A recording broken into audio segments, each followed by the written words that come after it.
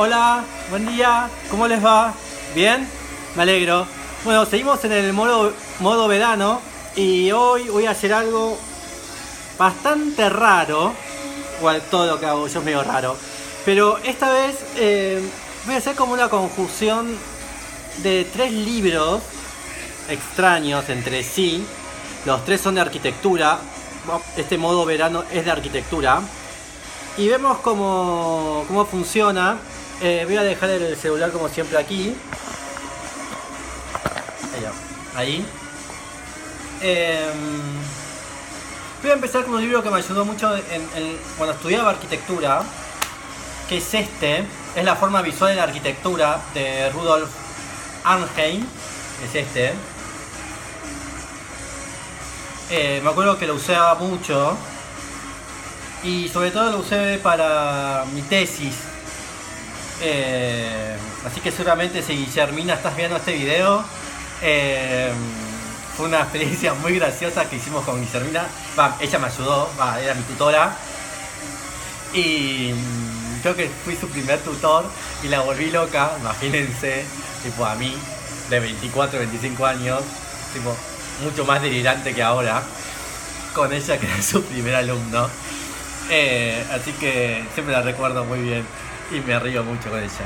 Bueno, así que este es el libro y vamos a empezar desde acá y después voy a continuar con los demás. Bueno, lo que voy a leer ahora es parte de un subcapítulo que se llama Interior-Exterior y voy a leer este párrafo. Desde el exterior, la arquitectura nunca está sola, rodeada por otros edificios, paisajes y espacio desocupado.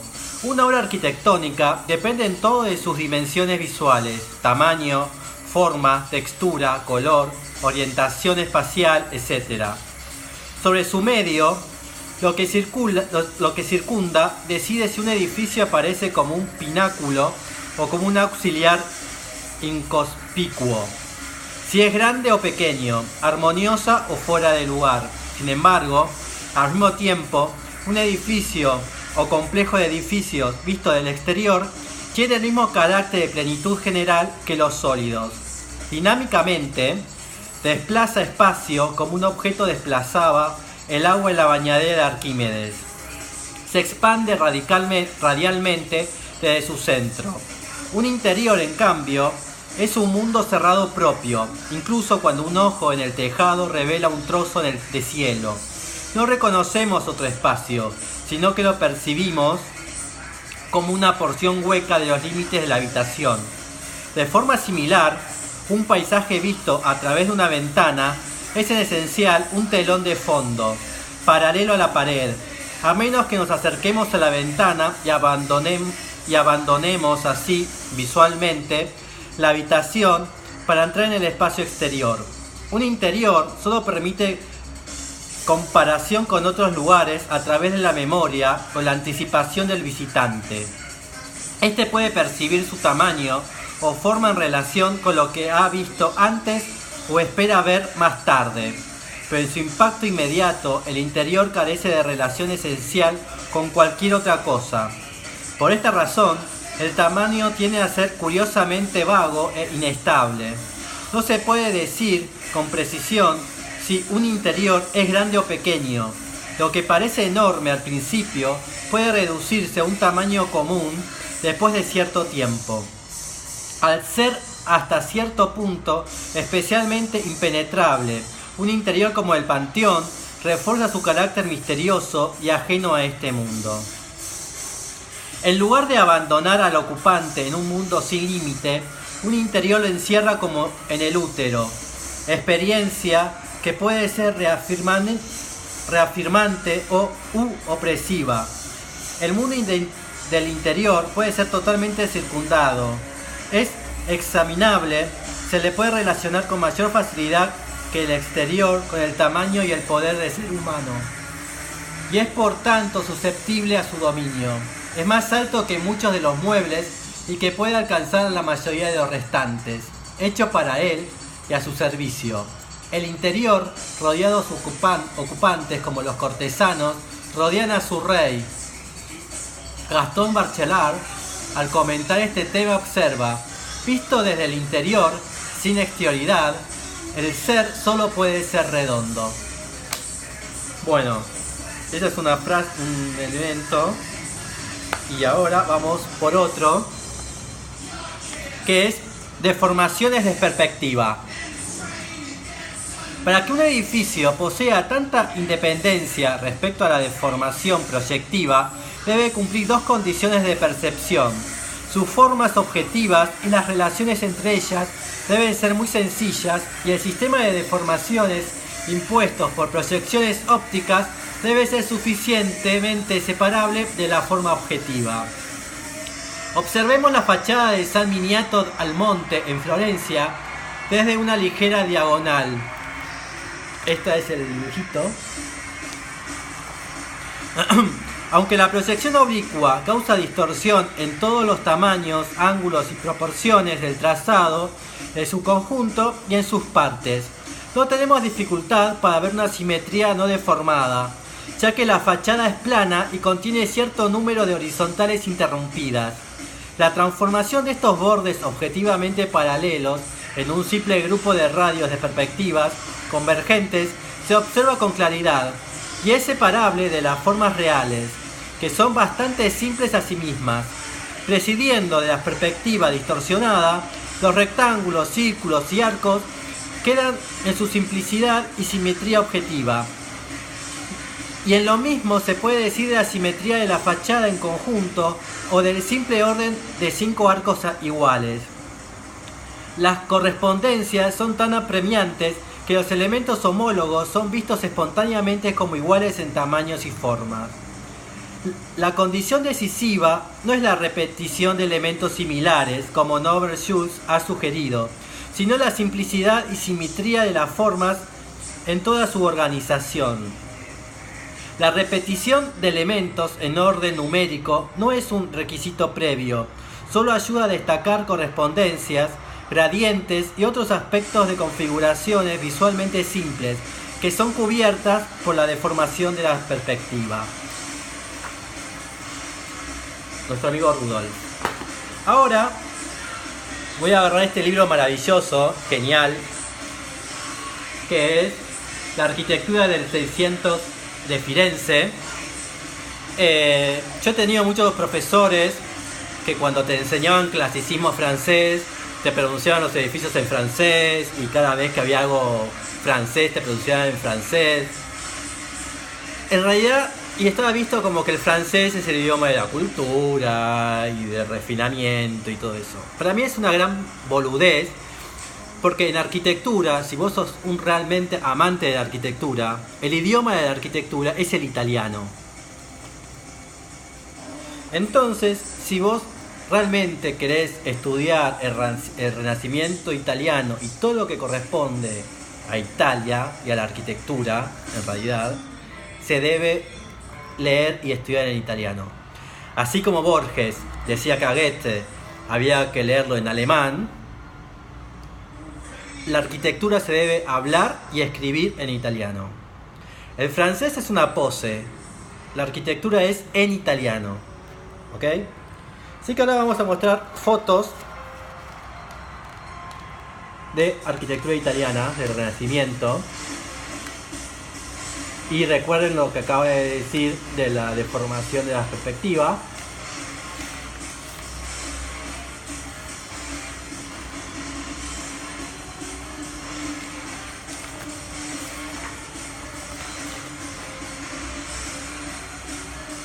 ¿Hay algo más italiano que esto?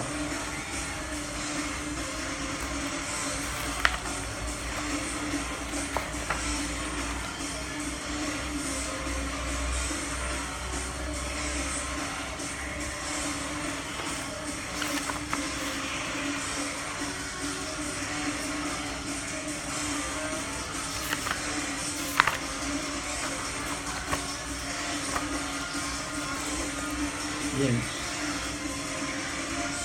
Ahí está en perspectiva. Bueno, la foto está en perspectiva.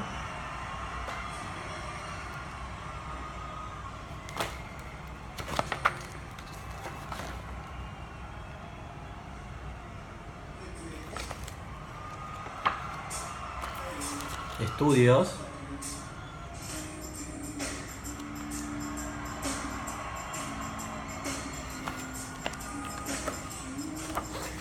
Una planta bien dibujada. Un espacio interior.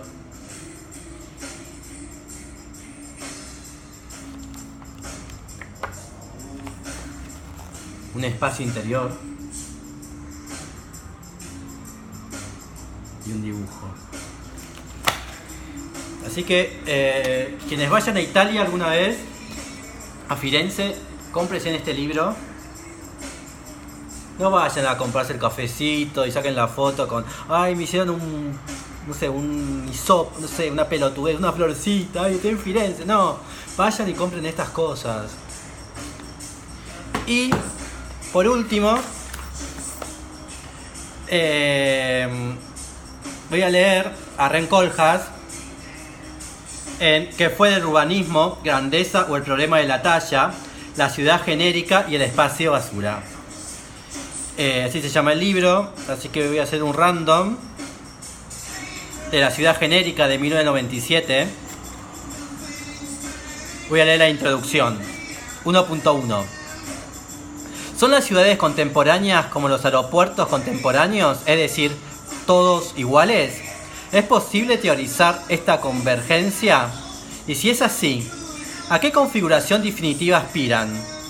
La convergencia es posible solo a costas de despojarse de la identidad.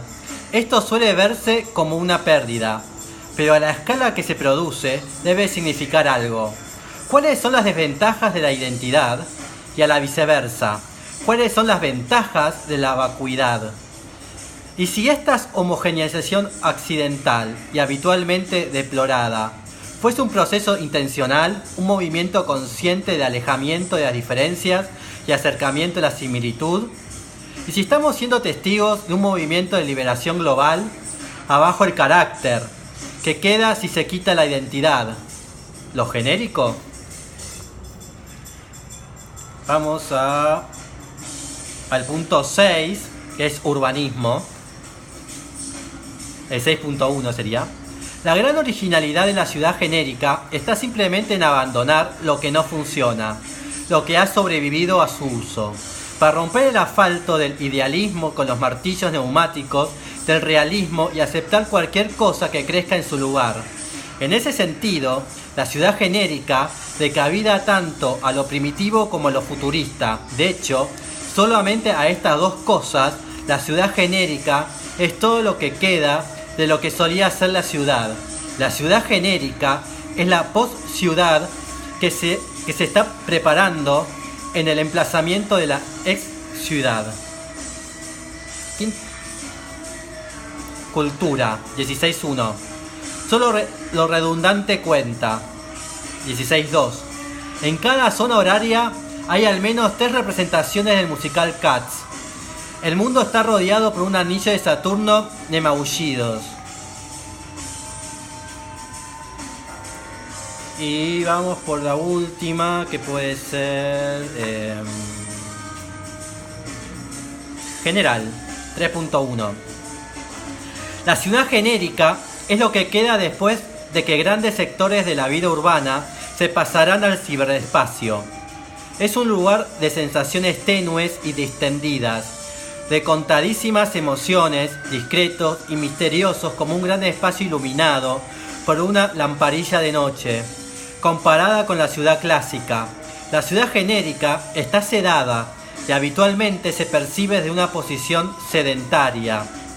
En vez de concentración, presencia simultánea, en la ciudad genérica, cada momento concreto se aleja de los demás para crear un trance de experiencias estéticas casi inapreciables. Las variaciones de color en la iluminación fluorescente de un edificio de oficinas justo antes de la puesta del sol, o las sutilezas de los blancos ligeramente distintos de una señal iluminada en la noche. Al igual que la comida japonesa, las sensaciones pueden restituirse e intensificarse en la mente, o no. Simplemente se pueden dejar de lado. Hay donde elegir. Está omnipresente, falta de urgencia e insistencia, actúa como una potente droga, induce a la alucinación de lo normal. Bueno, así que ya saben, tienen para leer en el verano la forma visual de la arquitectura, Rem Koolhaas, o la arquitectura del 600 de Firenze. No es Florencia, es Firenze.